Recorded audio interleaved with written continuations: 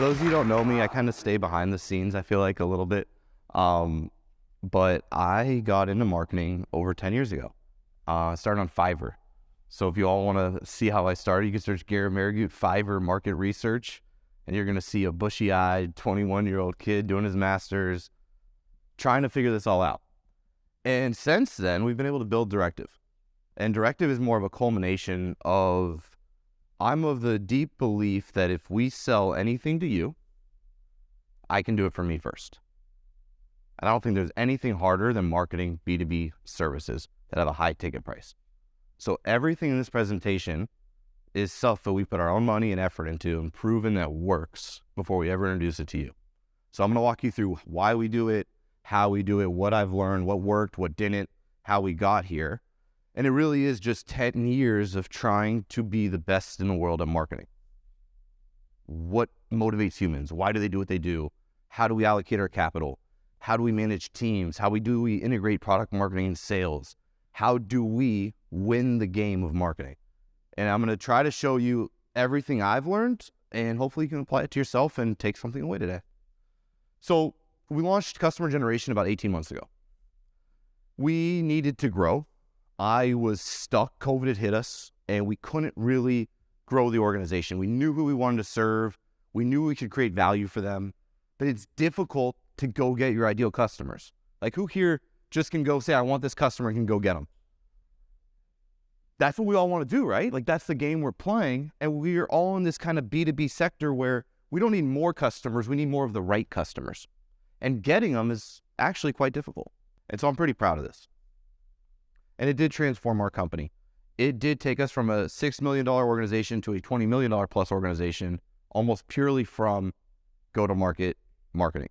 So it's not like a fake thing. We spend millions of dollars on our own marketing every year and try to essentially learn before we talk to you about it. So if I'm going to recommend something to you, I've definitely been able to get to work for myself. What we got to understand is, how do we beat the competition, and what are our current realities we're facing today? And it's really important to understand that. And I want to take us all the way back to Peter Drucker, famous kind of business mogul, but he says very clearly, the purpose of business is to create a customer. It's not MQLs, it's not pipeline, it's not leads. We need actual customers.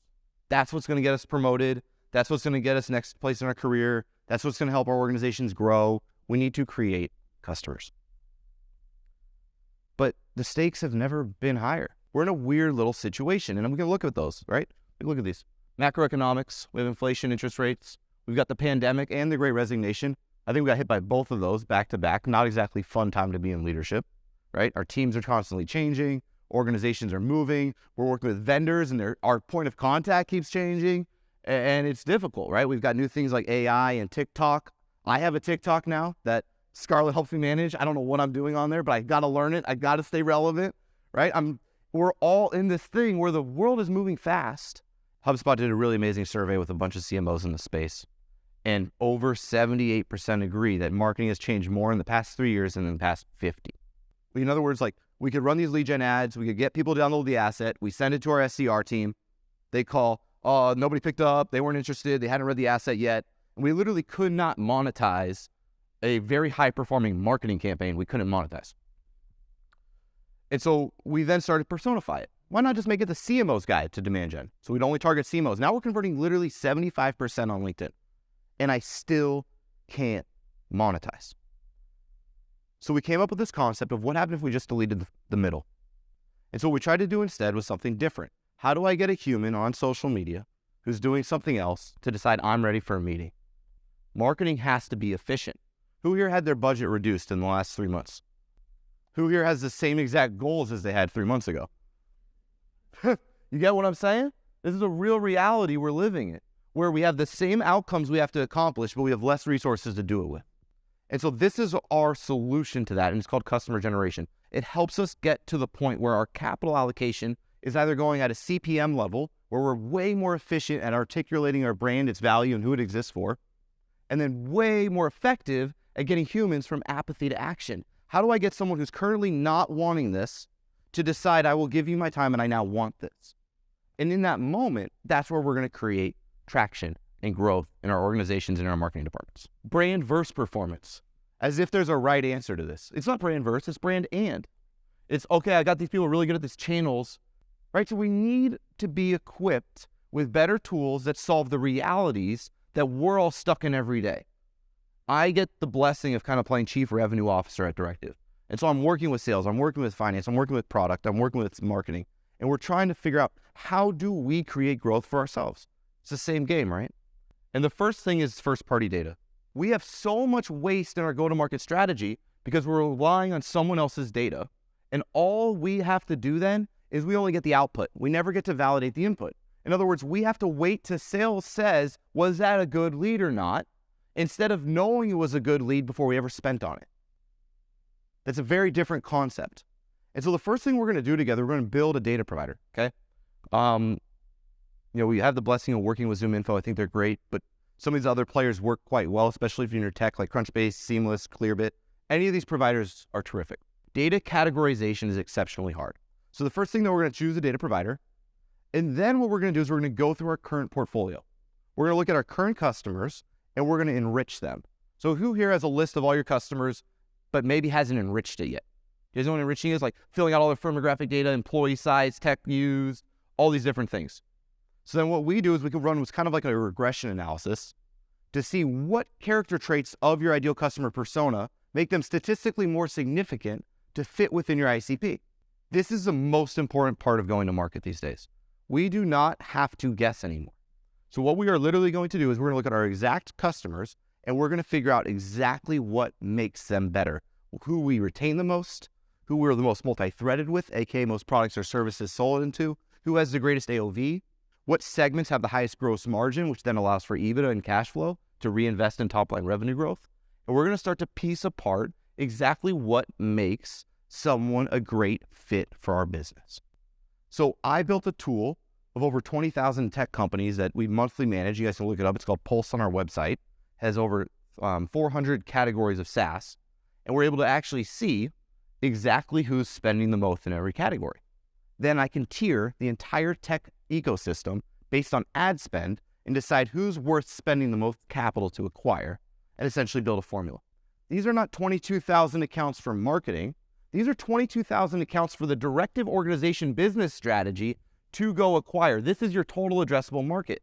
So the difference of what we're doing here is every single solitary account we want in the world, we have signed off on. And now when we advertise, it's not a matter of if it's a good lead or if it's a good account. It is, we've already manually verified it's a great account. How now do we get their awareness? Now you can do out of office. Now you can do connected TV. Now you can do audio. Now you can do LinkedIn. Now you can do social. Now you can do programmatic. Why?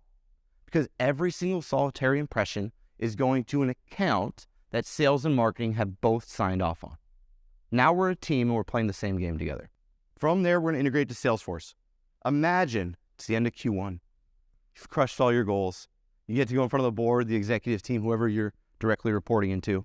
And now you're talking about market share, right? Because we're going to take that total addressable market that we've already identified. We're going to upload it to our Salesforce instance. And now we're going to pull reports out of Salesforce that says, how many meetings have we had with our TAM? Where are they in our life cycle stages of our funnel? And because of that, we're now going to grow. When I started this the very first year, I had 11,000 accounts. This is before we got to 22,000. I had 11,000. In the first 12 months, we held sales meetings with 6,800 of them. I'm going to give you all the exact copy we used, the exact campaigns, the exact structure. But in 12 months, we were able to take a massive amount of market share using this methodology. Now, we need a North Star metric. North Star metrics are what can unify an organization. And we have a saying at Directive that the depth of your solution is far more important than the breadth of your activity. But what I want you to know is when we focus, all these types of companies have different things, whether it's user growth, customer growth, growth efficiency, advocacy, engagement. Every organization grows differently. So at Directive, what we want to be able to do is have a playbook that starts to make sense. Companies with a customer-centric, data-driven marketing and sales platform improve marketing ROI by 15 to 20%. I think we all kind of know that. So think about your growth like this, okay? You have your different revenue models, right? Every one of you might have different monetization strategies. You're then going to have different business North Star metrics around how you monetize that. And then you're going to have different growth opportunities, whether your team's currently trying to take you international, whether you're launching a new product, whether you're moving up market, right? Whatever that is, we're all focused on one of these things. This is with WordPress. So you can see they want to grow their subscriptions, growth, efficiency, revenue, and they're going up market, right? And so when we apply this model, we're able to get 7 times the opportunities, $41,000 less cost per opportunity, and 3 times the total contract value. It works. I get what you're saying, Garrett, but we haven't really mapped out our North Star metric yet. I think this is a really strong asset that you can use to say, hey, we have a lot of things going on, and I have never found in my life that when I do more marketing, I make more money. Universally, I always make more money when I do less marketing because I'm less distracted. In other words, your campaign's not working because you're not marketing to the right person. You don't need new messaging, new personas, new anything. You need to actually allocate your spend to the persona you think you are. Does that make sense to everybody? Like, you might think you're spending on this, but if you actually start splicing your data, you're going to find that, yeah, you've been saying you're going up market and that CMOs are critical to the decision-making process, but only 5% of spend is going to CMOs. The reason you're not getting the results you want is you're underinvested. You're not bad at marketing. Your team's not dumb. You're not slow. You're underinvested. And that gets us to financial modeling. There is nothing more important in marketing than financial modeling. So just ask yourself, where are you, right? You can look at this for a second. You've got this nascent, you got sophisticated, right? So many of us are here. Our basic analytics are not set up and we have trouble checking leads to deals, right? Let's be real. Many of us are right there. I have got, I think, 120 tech companies, all of which are publicly traded or at least well along in their series. They're mostly all disconnected. Some are at proxy, some are at connected, but we all need to get to the point of advanced. Advanced is where we get to efficiency, right? I think Directive has a $3.8 million marketing budget with an 8-person team. So first thing we're going to do is we got to gather our numbers. This is a tool all of you have access to as Directive customers. You can start to use this tool. And when you do it, we're going to track your channels, okay? So we want to start to see, if you can look here, we want to start to figure out what I call a filter stage, okay? Every one of you has a filter stage. The filter stage is the moment that marketing to sales does a handoff and sales decides if they're going to progress it or not. But once you get in here, start to master your filter stage, okay? It's not just your LTV CAC ratio. LTV CAC is great, but many of us in this room are currently focused on decreasing CAC. But if you're decreasing CAC, I guarantee you you're decreasing LTV. This is not B2C. We're not selling widgets and we don't need more volume. Your most expensive customer is often your most valuable customer. If you pursue lowering CAC, you are going to subconsciously lower LTV and not even realize it. We use first touch attribution on HubSpot. I just want to know what got someone from apathy to action. Now, I can still run U-based, position-based, last touch, and I can look at all the different models, but when you're doing your modeling, use first touch because it's a much healthier understanding of when you spend your money, what do you get from it? But I want to know how much to spend on it based on first touch. Those are two different things. In other words, analysis, I'm going to use multiple attribution models. Modeling standpoint, just to do my capital allocation, I'm going to try to do on first touch. And then I'm going to still layer it to make sure my hypotheses are correct. And then I want to forecast it out. One of the hardest parts we have in marketing and why we don't always get the respect we deserve is we can't talk about tomorrow very well. So we want to get beyond, here's what we're doing in Q1 to here's what we're doing in 2023. The tool's here. So all you should get this deck at the end. And you all can play with it and use the tool. I've built some stuff with our finance department as well as and this will allow you to actually see when you work with finance if you have the spend you require. I think one of the hardest things to learn in marketing is when you say yes to a number or a budget that is impractical. Let's dance. I can't give you that goal. I can't give you that budget. I understand. Well, I can't accept that goal. Now we're having professional conversations with our peers, and we're not doing it off of opinion. We're doing it with a third-party asset that does the math. This is powerful and it's huge for your career. Accepting goals you can't accomplish crushes you. You lose internal protection. You lose the game. Sales starts weeding out your budget, and you start to lose. So ask your consultant, ask your team. We have anonymized data across over 250 accounts in tech that will tell you exactly what you can expect in every industry. So if we don't have data, we can use this as a placeholder to build out our forecast and build out our projections so you're not just guessing. Now we're ready to actually tactically go to market. This is what we live in, and it's hard. I'm talking to so many people right now that are so talented and will completely fail their goals because their channels are wrong. It's that simple. Nothing to do with their brand, their positioning, their budget, nothing. The channel doesn't make sense. Okay, so we live in this world where we can run Google ads, we can do SEO, we can do all these things, and it's great because it has intent. But who here has tried to like take a query that's working, add the word enterprise to it, and seen volume just fall off a cliff? Now leads don't work. Nothing's coming in. So we go back to ERP software. We're like, tell sales, look, you're going to have to sift through some bad ones. There's nothing we can do about it. And we get stuck, but still 70% of our spend is going to search. That's what's happening. I'm talking to people with $1 million budgets, $600,000 budgets a month. 70% of the budget's still going to search, and they tell me they want to go up market. Those two things are in direct conflict with each other. Why do they say that? Because conversely, they've spent on social, they had a high CPA, and they had no intent.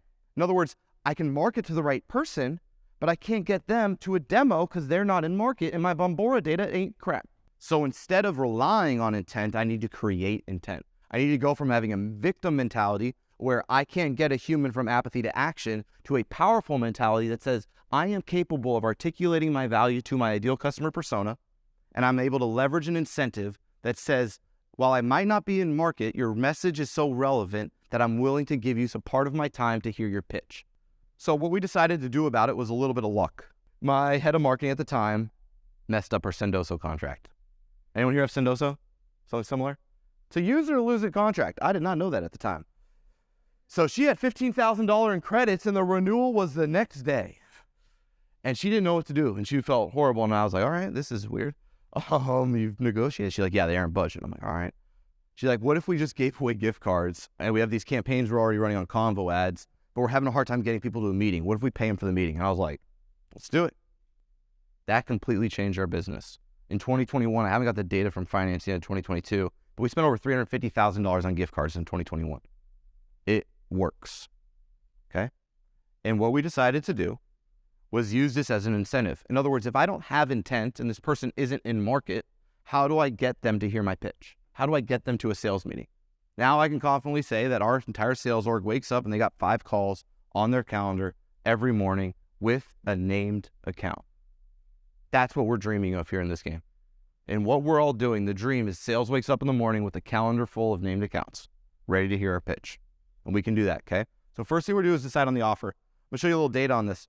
You're already paying for the impression and the click, but that isn't where we actually cost is incurred in marketing and B2B. The cost in B2B that's incurred comes from the down funnel costs of not getting someone to a sales moment. And then one of the lines you're gonna wanna teach your sales org is how to address the fact, which they're gonna say is, what if people just want the gift card? You're gonna hear it. And what you teach sales to say is this little line. Mike, I'm so excited to talk to you. It's great. Obviously, you're a successful CMO. You don't need $100. So what made you think this was so valuable for your time today? How can I help you? Now, they say they want the gift card. They're cheap. And now you've got 35, 45 minutes to pitch them. That's the game we're playing. We need to get a human who we knows in market, who fits our persona, that we've manually verified comes from an account we want. We need to tell them about our company. That's sales. It's not demos, baby. We need to do sales. And this is how you do it. Now, we use Sendoso for gift sending.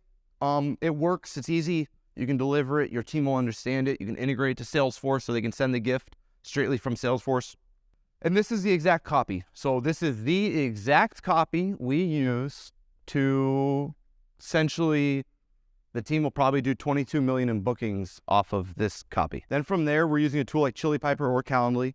So what we're doing here is essentially once you convert on a Convo ad or a lead gen ad on LinkedIn, your information's pre-filled, okay? So you have pre-filled information, and then you hit submit, and then the very next step is the booking moment. I need you to book. Well, if I follow up with you to an action you've already taken, my meeting rate attendance skyrockets. In other words, SDRs or your marketing automation following up with someone who's made a psychological commitment is exponentially important with following up with someone to create a commitment. Those are two fundamentally different types of follow-up. So I need you to commit to the meeting. That's the critical part of the psychology here. I want to show you some data on it. I didn't start this way. We had a 34% form fill to intro held attendance rate without Chili Piper. With it, we're at 51%. It's like one of the cheapest tools in our tech stack, and it works exceptionally well. So get yourself an auto booking function. And then we got to train our team. One of the biggest mistakes I see is people roll out this campaign and they let SDRs take the first call. So I'm always trying to remove variables that decrease my control. while still empowering my team, I want to make sure I can monetize my efforts. So we use the intro call deck, and then that standardized and essentially raised the floor of our sales org to be able to monetize the campaigns. We did a couple other things. I'm gonna give you some practical little tactics you can take away. So a hype video, which I'm gonna show you. Hype video is huge. In other words, how do I get someone from wanting the gift card to wanting Directive? Psychologically, that's what I'm trying to do. You came in, you committed to the meeting because of the gift card, but now I want you excited about Directive, okay? That's one of the things. The other thing is we stopped doing Monday mornings and Friday afternoons. Who here likes Monday morning and Friday afternoon meetings? Yeah, okay? Stop spending your hard-earned money to get people to a meeting they don't want to show up at and you're already behind, okay? And we added the hype video. The hype video changed everything. If you've worked with Ryan Young here, he's phenomenal. Little round of applause for Ryan Young behind the camera. And I want to show you all the video he did to help people show up. In other words, you got the gift card, you converted. This is the first thing you get in our marketing automation to encourage you to attend the moment.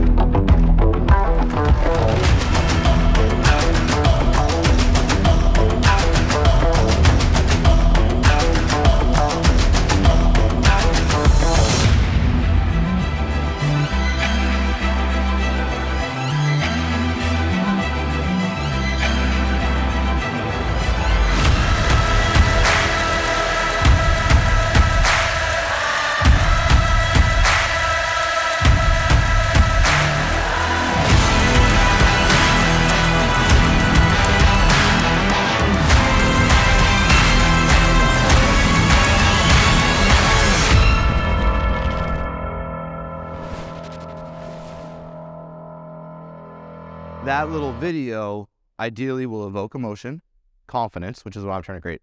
But we got to unlock Facebook. We got to unlock Instagram. We have to be able to unlock the daily platforms everyone uses. And when you bring a technical B2B technology company to programmatic, connected TV, and essentially, let's say like consumer social, like the Meta products, it stands out and it works exceptionally well. We have some of our largest engagements come from Facebook ads to CMOs of publicly traded companies, all of you know, come from our Facebook campaigns.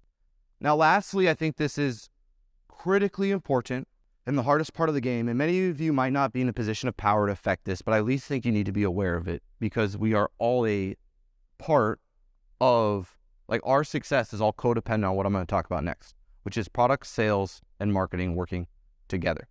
So what I want to show you is where most of us are today, which is we're in this siloed environment where we have sales owning revenue, marketing owning awareness and leads, and product owning engagement and retention. This is where I want us to be, where they're all integrated. I like this quote from Andrew Bosworth. He says the best product doesn't always win, the one everyone uses wins. Now, what I found is many of us want these three groups to overlap, but we haven't put anyone in charge of owning it, okay? So what I would argue is you need someone to own the intersection of all three, and we call this our innovation team. So we have a full-time owner who actually sits between what services we're going to offer and what our viewpoint is on them, what our sales organization is selling, and what our marketing is doing awareness and leads and branding on, all integrated into one team. When they all work together, now we're able to make sure that the services we offer are already demanded by the persona we own. The hardest part about product innovation is they almost always do it ancillary to become multi-threaded. In other words, your company is great at serving the director of demand gen, but now they want to go get brand managers. I'll tell you right now, those are two different buyers and they're not always on the same team. They don't always share the same budget, and it sure as hell ain't easy to go get them. And that's where we lose. We don't lose because the concept's wrong. It's because we've built our entire brand around a relationship with this human, and now they want to go get that human, but we don't know that human yet. We haven't put the investment into that human. We haven't drawn awareness to that human, and everything falls apart. And so what we like to do is make sure we have someone owning the middle of them, And then we come up with what we call our directive operating system.